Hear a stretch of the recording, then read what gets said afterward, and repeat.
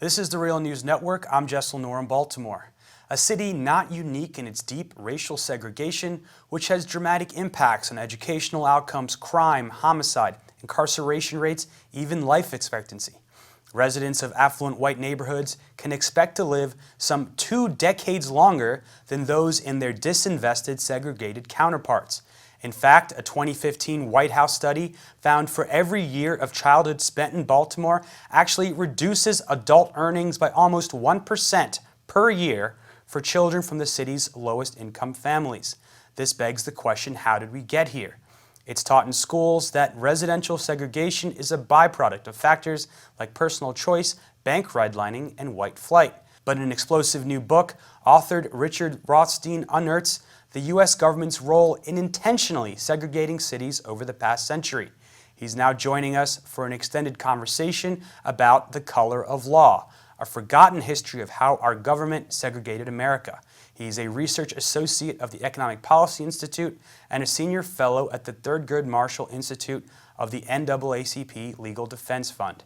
Thank you so much for joining us. And I just mentioned some of the appalling disparities you see in cities like Baltimore today, which also has the highest record homicide rate in its history. Investigative journalist Jane Miller notes that since 1998, Baltimore spent $6.8 billion on policing, but the pattern of violence is unchanged. I want to talk to you about how we got to this point. Can you start us off in the early 20th century and the role the government played? We can start on a federal level in creating segregation even where it didn't exist. Yes, thank you very much. We have a conventional belief across the political spectrum, as you said, that the reason we have segregated neighborhoods in every metropolitan area of the country is because of personal choice or private discrimination, or perhaps private companies like real estate companies steering people. And the Supreme Court has called that de facto segregation, and says that if we have de facto segregation, there's no constitutionally permissible remedy for it. But in fact, in Baltimore and everywhere else in the country, the segregated patterns that we have in metropolitan areas are government-sponsored, government-created, not the unintended consequence of benign government actions, but the explicit, racially explicit policies of government, particularly the federal government. They were unconstitutional, and they've never been remedied. And I think, and this is the point of my book, the reason they've never been remedied is because we have this myth that they didn't happen on purpose. And if they happened by a million private choices and personal actions, it's hard to think of millions of private choices and personal actions that can undo it. But if it was done by explicit government policy, then it's much easier to think of explicit government policies that can undo it.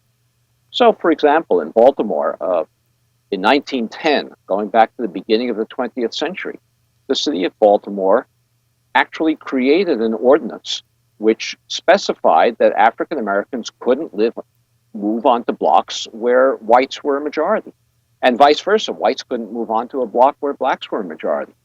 Now, if you think about it, you'll realize that the only reason that such an ordinance could have been justified was because we had many integrated neighborhoods in Baltimore. And in fact, there were many integrated neighborhoods in Baltimore and in cities around the country. And the reason is that in those days, working class families, lower middle class families, even middle class families, that didn't have automobiles.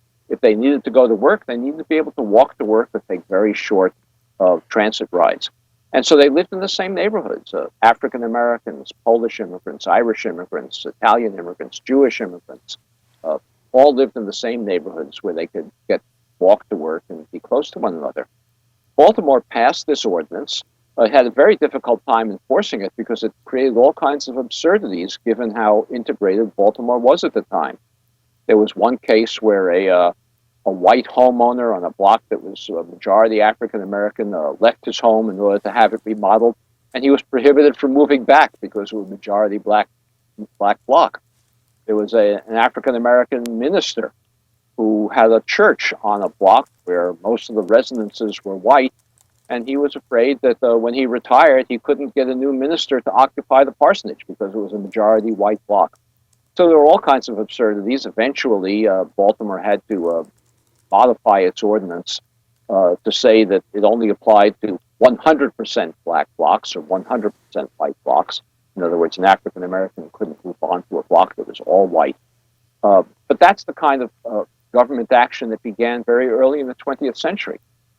Well, in 1917, the Supreme Court, in a case involving Louisville, Kentucky, said that those kinds of ordinances were unconstitutional. And it didn't say it because the Supreme Court was committed to racial integration. The Supreme Court ruled that it was unconstitutional because such an ordinance violated the property rights of a white property owner to sell to whomever he pleased. But in any event, it was unconstitutional. The federal government then began a program to encourage zoning across the country that was purportedly economically based, although the motivation was clear that it was, the primary purpose of it was racial segregation. In the 1920s, Secretary of Commerce Herbert Hoover set up a committee on zoning in direct consequence of the Supreme Court decision that prohibited Baltimore's ordinance and Louisville's ordinance and other cities. And that committee on zoning tried to persuade every jurisdiction in the country to adopt a zoning ordinance that would prohibit apartment buildings or single-family homes on small lots from being built in neighborhoods which had larger single-family homes. It was an economic segregation measure. Well, the New Deal came along, and the New Deal, beginning in 1933, started to put money behind this attempt to segregate, and it put money behind explicitly racial segregation. It did it in two ways.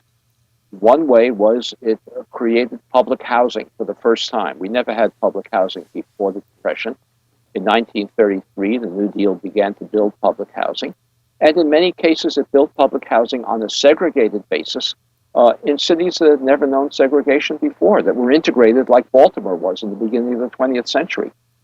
Langston Hughes, the great African-American poet, playwright, in his autobiography, describes how he grew up in an integrated Cleveland neighborhood in Central City, Cleveland.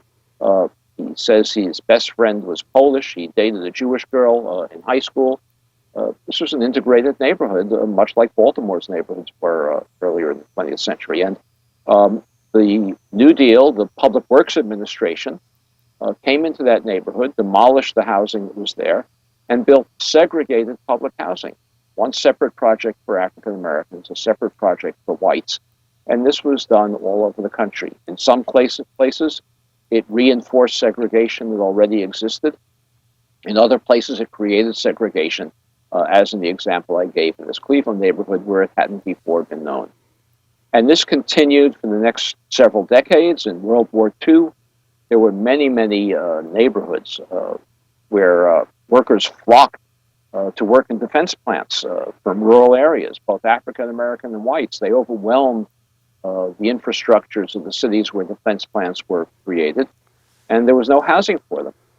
The government built housing for war workers in World War II, always in a segregated basis, in the North, the Midwest, the West, and the South as well, housing black workers separately from white workers. Usually the black workers were housed in much less adequate housing. The quality of construction was poor. White workers were housed in more adequate housing. Again, in some cases, this segregation was created by the government during World War II in cities where there had never been an African-American population before. So it was not perpetuating existing patterns of segregation. It was creating them anew. In my book, The Color of Law, I describe a neighborhood, a community in California, in the San Francisco Bay Area, thought to be one of the more liberal areas of the country, Richmond, California. There were virtually no African Americans living in Richmond before World War II, but it had a deep water port, and so shipbuilding was a major industry during the war in Richmond, California. And 100,000 workers came to work in the shipyards of Richmond, a town that had a population of less than 20,000 before the war. These workers had to be housed, and the government built housing for African American workers along the railroad tracks near the shipyards in the industrial area, and for whites further inland in white residential areas, creating a segregated pattern that had never been known before.